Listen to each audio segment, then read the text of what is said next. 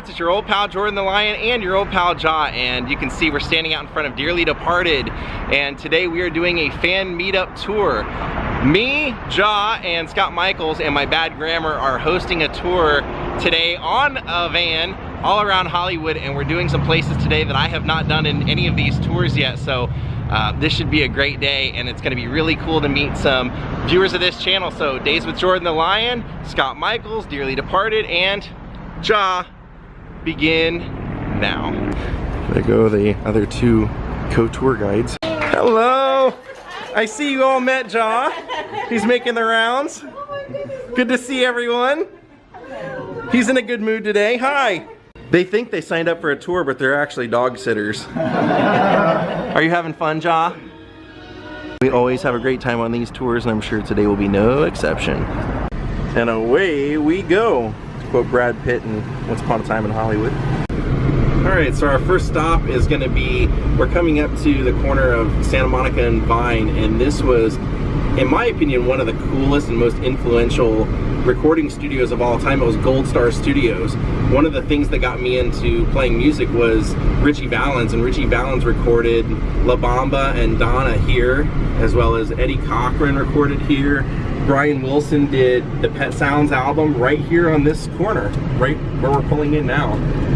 Phil Spector. Yeah, Phil Spector's Wall of Sound was here. That's why Brian Wilson wanted to record here. He did the Abandoned Smile sessions here. Jimi Hendrix was a session musician here with Arthur Lee from Love in the early days. Tina Turner was a backup singer here for Phil Spector. And there's no plaque, there's no nothing here. There's now a Starbucks and a surplus store across the street. Kind of crazy. That was it right there. According to Ray Manzarek, that's where Jim Morrison would buy his jeans. He wouldn't go high end. He bought his jeans right there. That's so cool. On the left where this Jack in the Box is, that's the gas station from Cheech and Chong's next movie, where they go and steal the gas out of the car, which I always thought that was hilarious. They're siphoning it out with their mouth. But over to the right is the LA, I think it's the LA Recording School. Grateful Dead recorded their very first record there. Elvis used to record there. I believe it was, what was it? It was Studio A, I believe. Or it wasn't Warner Bros. It was Chet Atkins, what was Chet Atkins? RCA? RCA, it was RCA, Studio A, and in Memphis was Studio B. And then they leveled it all, and it kind of looks similar to what it, or at least the structure does a little bit to what it used to then. So yeah, sorry, not Warner Brothers, it was RCA. And then if we make a right here, we'll see the Cinerama Dome. That was supposed to be a futuristic style of seeing movies, and I think it's an awesome way of doing it. It's just not very cost effective, and they promised to have this done for It's a Mad, Mad, Mad, Mad World, and had to really step it up to get it done. But to my knowledge, this is the only true Cinerama Dome left. I know there's one in Seattle, but this was one of the originals. This was what they were going to, they thought it was a 70mm. They thought this was going to be the wave of the future. So on the left up here, you'll see a Walgreens where this guy's cutting through traffic. That used to be, originally it was Capitol Records before the Capitol Tower, but it was also Wallach's Music City. And Frank Zappa used to work there as a clerk. And there's a really funny video of Mel Blanc doing a little promo video inside there. Right here used to be the original Paramount Studios, and then it was NBC Radio. That was there. And then coming up here on the right, you can see it's still decorated like the Aquarius. This was the original Aquarius Theater. The Doors used to perform on there, and it was Hullabaloo, but it was also redone for this because it was, they were going to use it in Once Upon a Time in Hollywood. Maybe it's in the extended cut, but we didn't see it in the movie. And it was also, before that, the Earl Carroll Theater. So really, really, really historic place. And this is exactly what it looked like in 1969, and Tarantino literally put it right back and kept it up because it's currently empty. They're restoring it, but he kept it up as an advertisement for Once Upon a Time in Hollywood. So that will show up in the long version, that however they release it on Blu-ray or something. Then here's the historic Palladium where Richard Pryor did Live on the Sunset Strip, and they recorded the end of the Blues Brothers movie where everybody's trying to capture them and they're on stage performing. It was actually inside here, as well as like countless famous live performances by Frank Sinatra, I mean throughout the years, Nirvana, just about everybody. They're right, that's the Orange Whips part. Now coming up here on our right is going to be Sunset Gower Studios. That was former Columbia Pictures. That was where the Three Stooges would film movies. As well as right below it, we're gonna make a stop over here and I'm gonna talk about this studio. So this is United Recording, and the original story was that there was a guy named Bill Putnam who had a studio in Chicago that Bing Crosby and Frank Sinatra loved, so they talked him into opening one out here in Los Angeles and they helped fund it. So this was the very first studio that he opened up, and he used to record Nat King Cole, Ray Charles, of course Frank Sinatra and Bing Crosby. In 1957 he opened it, but 3 years later he bought the studio just beyond this.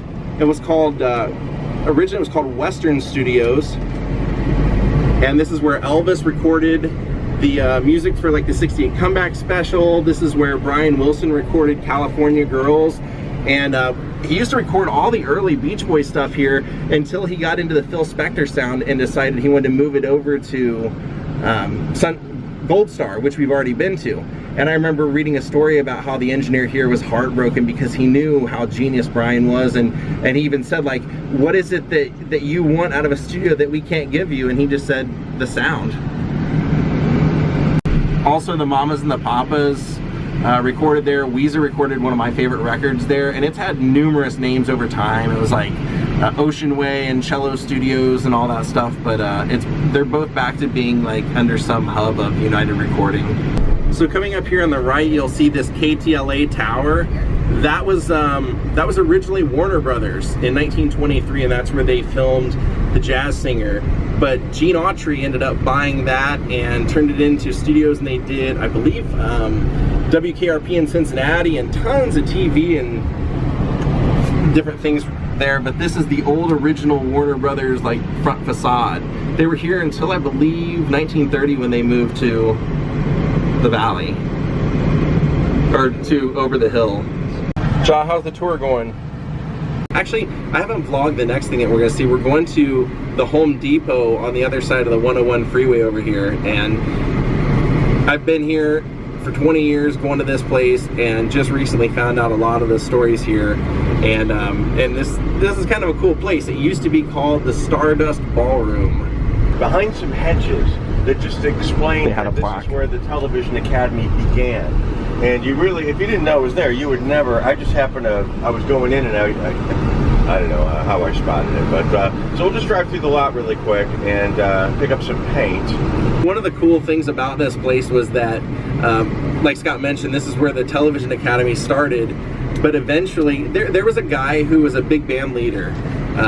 If you look along the wall around here, just keep an eye on the wall. That plaque is somewhere in here. It might be hidden over there behind those plants. So you can see right there, hidden behind those plants, you can see the Television Academy logo. The laundry inside here, the laundromat in here, is the one that Billy Crystal is in Throw Mama from the Train when Danny DeVito tracks him down and wants to know why he didn't like his story. So now we're heading down to Bela Lugosi's last apartment.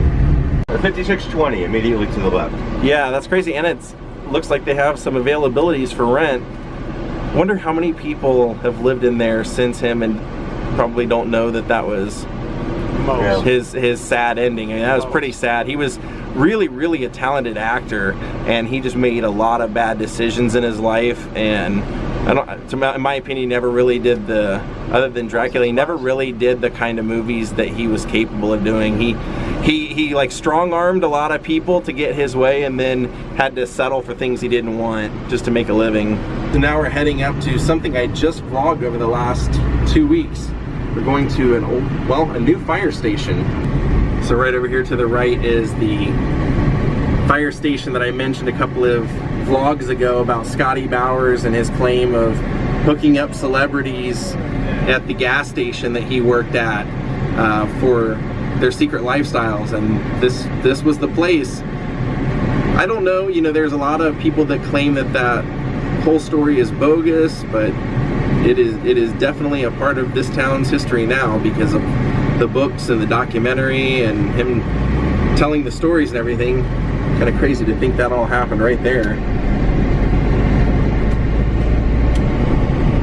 Just to think right here in the back was where that, he claims where that RV was that the people were paying him 50 bucks to store there, and he was basically turning it into a hourly motel. So now we're heading off to a street called Gramercy. One of my favorite movies has a scene in front of an apartment building over here.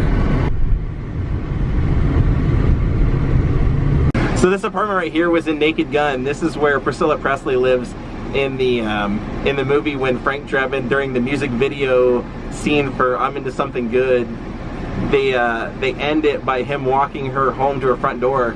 And the only thing that's really changed is on top of those two brick kind of pillar things right there, there were like these big glass bulb looking lights, and those are gone. But other than that, this is where he drops her off, and then he walks down this way on the sidewalk and jumps up and clicks his heels as he's walking away. I love that movie. I always love that scene. And right around the corner to the left is a motel sign, and when Frank goes out for his walk to think about things, you see him walk under this downtown hotel, motel, Hollywood sign, and that's up there. And that was a movie theater in LA Confidential. They put a fake marquee in front of it, and then they busted Robert Mitchum character here, and you could see the premiere going on in conjunction with it. And nice. You were heading, that's why I passed. Nice pickup, Scott. That's actually the sign that Frank walks past on his walk that I was telling you about. The downtowner? Yep. Now we're gonna head down Hollywood Boulevard, and we're gonna make a left on Kingsley for another old movie location. This motel was Jennifer Lopez, the movie Enough, where she's being chased by her stalker psycho husband, and she ran out of her apartment there and got onto a bus right there and heading in this direction on Hollywood Boulevard as her crazy husband was chasing her. I know it from Entourage because that's where that crazy director Billy that Vince likes to work with, that's where they find him holed up in one of the episodes.